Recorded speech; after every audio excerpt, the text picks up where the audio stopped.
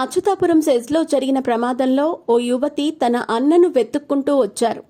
Sir మీ దండం పెడతాను, మా అన్నయ్యను వెతికి పెట్టండి సార్ అంటూ చేతులెత్తి దండం పెడుతూ ఆమె బతిమిలాడుతూ కనిపించారు.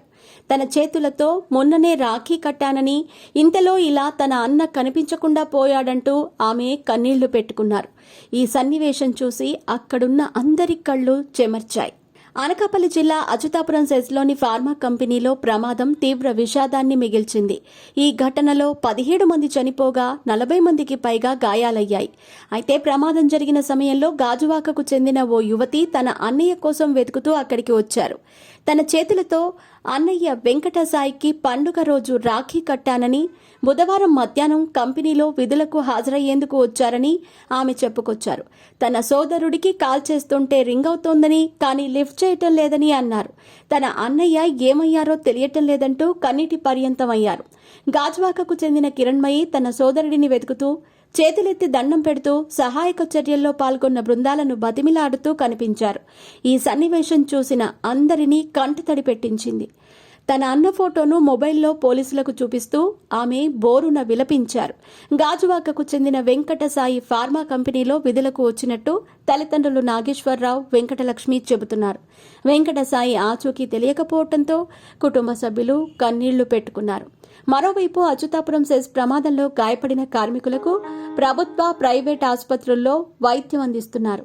అనకాపల్లిలోని ఉషా ప్రైమ్ ఆసుపత్రిలో 18 మంది, అచ్యుతాపురంలోని ప్రైవేట్ ఆసుపత్రిలో 10 మంది, విశాఖపట్నంలోని మెడికవర్లో 7గురికి చికిత్స కొనసాగుతోంది. రాష్ట్ర వైద్య ఆరోగ్య శాఖ ప్రత్యేక ప్రధాన కార్యదర్శి కృష్ణబాబు అనకాపల్లిలోని ఉషా ప్రైమ్ ఆసుపత్రిలో చికిత్స పొందుతున్న బాధితులను పరామర్శించారు. బాధితుల ఆరోగ్య పరిస్థితి, వారికి అందిస్తున్న ట్రీట్మెంట్పై వైద్యులతో మాట్లాడారు. ఇటు ఘటనలో చనిపోయిన 17 మంది మృతదేహాలను విశాఖ కేజీహెచ్, అనకాపల్లి ప్రభుత్వాసుపత్రికి తరలించారు. 12 కేజీహెచ్కు, 5 అనకాపల్లి ప్రభుత్వాసుపత్రిలో ఉన్నాయి. ప్రమాదంలో చనిపోయిన ట్రైనీ ఇంజనీర్ హారికా చెల్లపల్లి మృతదేహానికి పోస్ట్ మార్టం చేసి కాకినాడకు తరలించారు. ఇదిలా ఉంటే అచ్యుతాపురం ఫార్మా కంపెనీ ప్రమాదం దిగ్భ్రాంతి కలిగించిందని మంత్రి కొల్లు రవీంద్ర అన్నారు. ఈ ఘటనలో మొత్తం 17 మంది చనిపోవటం బాధాకరమని, వారి కుటుంబాలకు ప్రగాఢ సానుభూతిని తెలియజేశారు. ఈ ఘటనలో బాధితులకు ప్రభుత్వం అండగా ఉంటుందని, కంపెనీ యాజమాన్యంపై కేసు నమోదైందని అన్నారు. ఖచ్చితంగా ఫార్మా కంపెనీ నుంచి బాధితులకు పరిహారం ఇప్పిస్తామని, ప్రభుత్వం తరపున కూడా సహకారం అందిస్తామన్నారు. క్షతగాత్రులకు మెరుగైన వైద్యం అందుతోందని, చివరి బాధితుడి వరకు న్యాయం చేసేందుకు కట్టుబడి ఉన్నామన్నారు. మరోవైపు ఈ ఘటనపై పోలీసులు కేసు నమోదు చేశారు.